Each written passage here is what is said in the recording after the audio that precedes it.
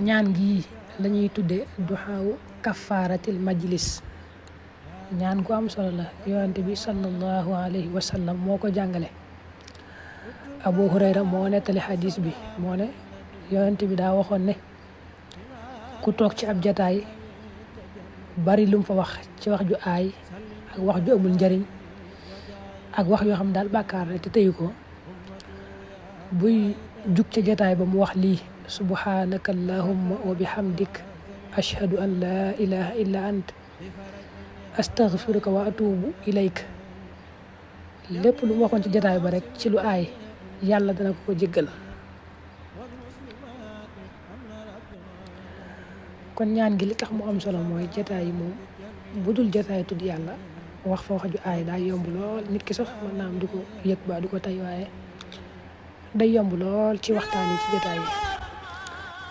te yonent bi waxoon na ne bu ëllëgee de nit ñi leen di dugal sawara mooy, wala li ëpp ci leen dugal sawara mooy la daan bàyyi ko ci seen làmmiñ ci ay wax yu aay.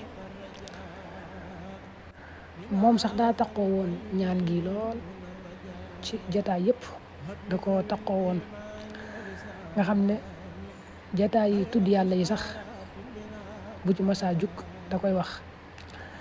Aysa nettal na beneen xadis, sayyidatuna Aysa radiyallahu anha, ne yonent bi ñaan gi da koo taqoo woon ba